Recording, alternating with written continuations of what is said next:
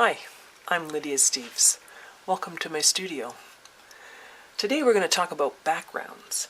Students keep asking me how do I go about designing my background, so I thought I would share a few things with you today. There isn't a preset formula. I can't say to you, do this, then this, then this, and it'll all turn out. There's going to be your own personal choice, your own artistic style.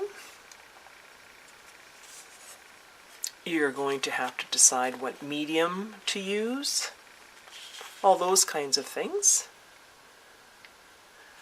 But ultimately, I'm going to give you a couple of ideas to at least start. So, as you can see, my artwork is predominantly about the animal. And so my backgrounds are going to be in support of that and my vision of what I want to do. And I think that probably started because when you're a naturalist and you're always painting brown things, and you might decide that you'd like to use all the colors in your paint box. And so I started to add more and more interest to the whole picture. And that is the very first thing that you have to do, is figure out that background. Don't just do your little animal and then decide, oh well, what should I do in the background? Usually that doesn't work. Now, this one, for instance, I did do that. And it was okay. It worked out. I think I'm happy with it. But it would have been a lot better if I would have spent a little bit more time and figuring out what I wanted to do at beginning, rather than the stress of having this little guy all finished and then deciding what to do in the background. And you'll notice that, my style is relatively soft. And even when I do sort of brighter colors, I tend to soften. That's my style. You might choose something else. So the big thing is, don't leave it to the end. Think about your background before you start.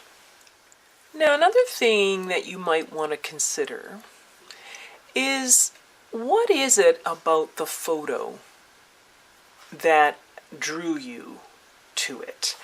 And why is it that you want to paint it?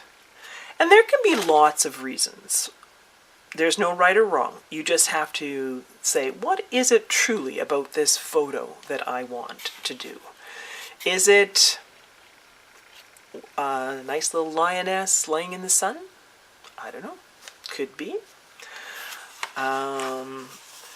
Get yourself a couple of these, or you can do it on your iPad too, and you can crop and decide what looks good. And as you do these things, you might find other parts of the photo that you like or that you don't like. For me, this wasn't about a lioness just lying in the sun, because I had already done something like that, where I got the full view of her in the grass, and I felt I captured that.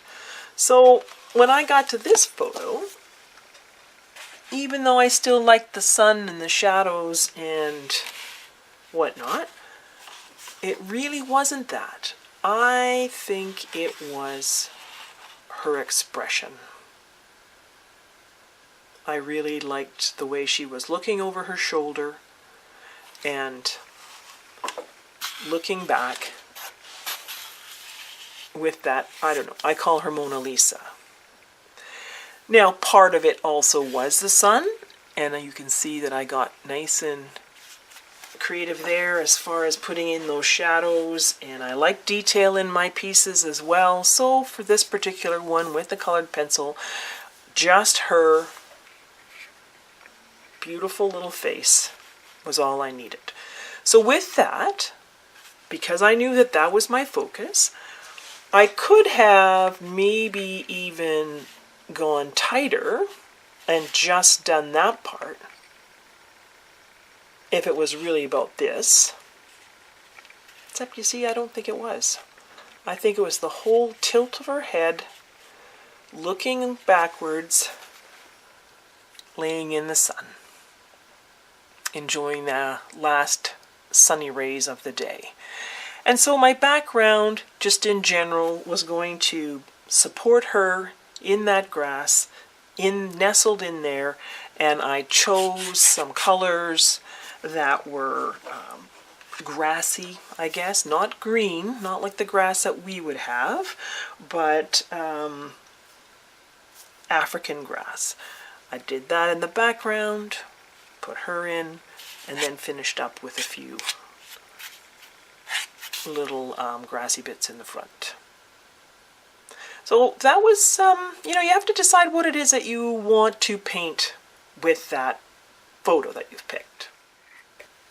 So here's another one. Why did I pick this photo? What am I drawn to here?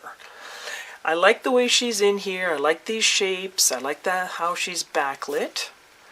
And, I was going to get involved in all this detail here as well. But I wasn't feeling it. So, again, cropping. That could have made a very lovely composition. Depends what you want. But as I started playing, I realized what I do like about her is how there's a sunny side and a shadowed side. I loved her cranky expression, so I love that detail of her eyes. I even considered opening her eyes up and thinking, not the cranky look, but really, she's a cranky little thing. We'd woken her up from her nap, and that was what needed to be done. So if I would have gotten all bogged down with all that, it just wouldn't have been the same. Again, I like detail. I like layering colors. I have a shadowed side here where I had lots of fun with the colors. I have my light side and my dark side. And as far as the background was concerned, I took a little bit of this kind of just a portion of it, and thought, ooh, I like that. That's why I put that in there, and a little bit there. I've got some of the basic shapes of the leaves to give that, and I have this great stuff back here too, where it's very, very light, and I warmed it up with using some of the yellow. So that's how I went about that one. Cropping is a wonderful thing. If you can get to crop, if you can learn to love it, you will really, really notice that your view changes. And you see different things, because cropping it gives you a lot of options. And it focuses your eyes in, and then you decide what it is you like. The other thing you might want to do is familiarize yourself with the color wheel. Maybe you already know, and if that's the case, that is great. But you do need to know what the relationships are within this color wheel. Because if you know that yellow and blue make green, when you start mixing your paints, you'll know that you can get some nice greeny bits here. And you probably don't want to go to purple, because you know that yellow and purple are going to make a gray, and that's not what you want. You can get other color wheels that have these little spinny things in here too, and they can show you a little bit more about how you get your color mixing. They also show you some complementary, what that would be if you want to do a split complementary or a complementary color scheme, that kind of stuff. If you know your materials also, and how they work, and you know a little bit about your color wheel, then you'll be able to answer some questions when you get yourself into a bit of a sticky spot. So for instance, for this particular one, this was one of my earlier ones, and I just went with 3 values of green. Nothing fancy, 3 colors, that's it, 3 values. And I put the light around the bunny rabbit, and I moved through the medium to the dark as I got to the outer edge. A very standard background, and it works. Very nice and green, sets the scene, and she looks pretty cute in there.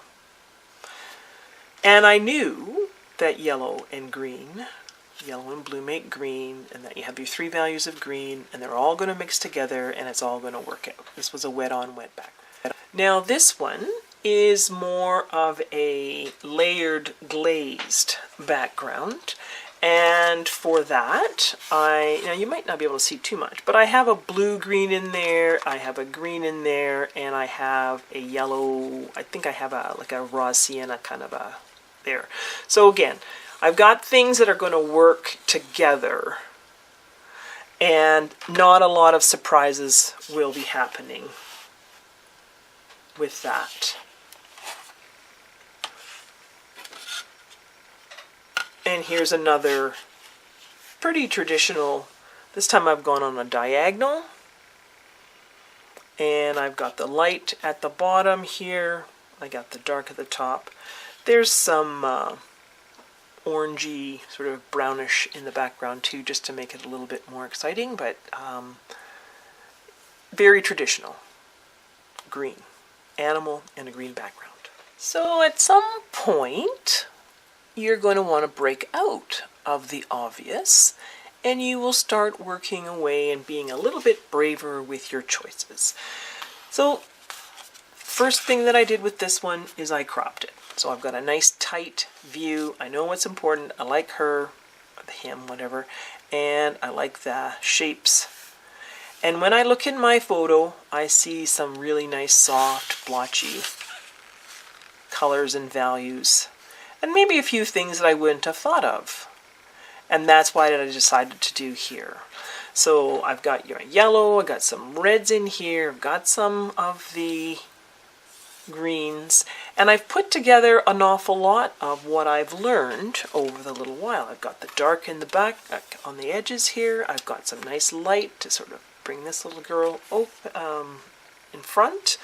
I've used some blue-green, I've used some yellow-green, I've even got a little bit of this in here, but I know that these two should not mix. I shouldn't do that on a wet on wet. So that's why I like my glazing backgrounds. You'll figure all that out. Then I picked a little bit of these colors and I dashed them on here to kind of pull it all together.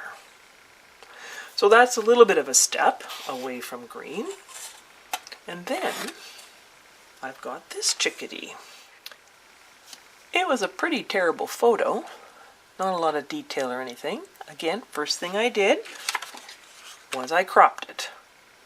Figured out what it was that I wanted to paint. And then, obviously I went with orange, although I think it's got some purple and stuff in there. But again, because I know a little bit about my color wheel and how things mix, I've got my orange and blue thing happening into the purple, purple, violet, into some red, into some orange, back to purple, into blue. I know that all of that's going to mix in quite nicely. Because I know when I look at this, that if I go from one thing to another, to another, to another, it's actually going to work out. You can learn that by trial and error too, of course. Now this is a nice little background that I've used a few times. It's in my backyard. And I think the first photo that I took of something along this kind of line, I had my pink echinaceas in the background. And so I softly fuzzed out those and put in some green A little bit of pale blue, kind of really made just like a nice little backdrop. And I brought the little pinky blue flowers, or the pale blue flowers along in here. And like I say, that's worked out for me as a background quite well.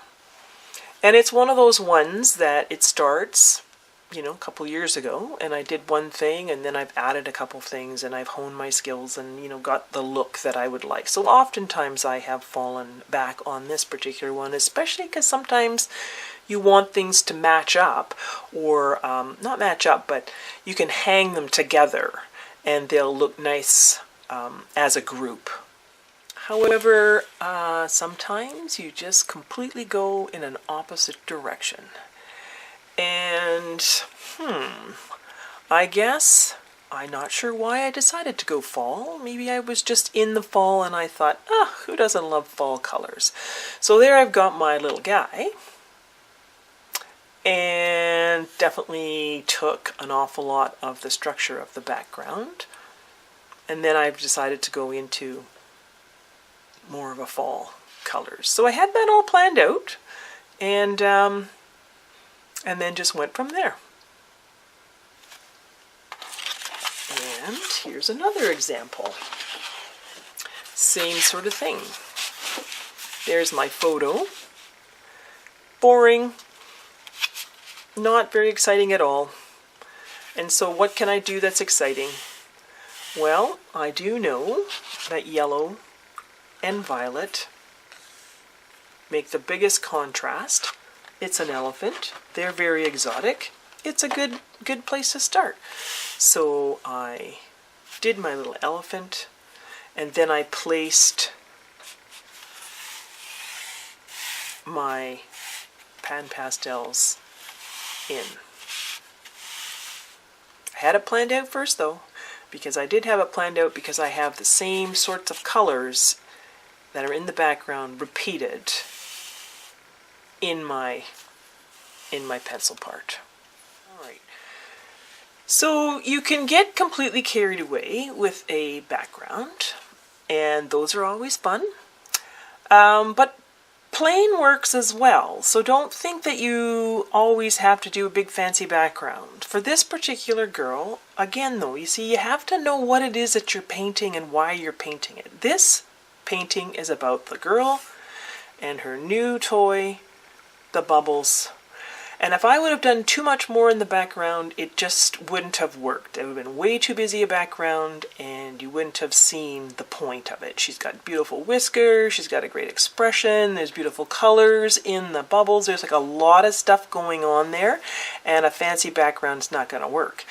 Now, I always like to bring up this one example that I had when I was teaching a still life, and somebody did not like the neutral background, and they decided that they were going to put in more of a fun background.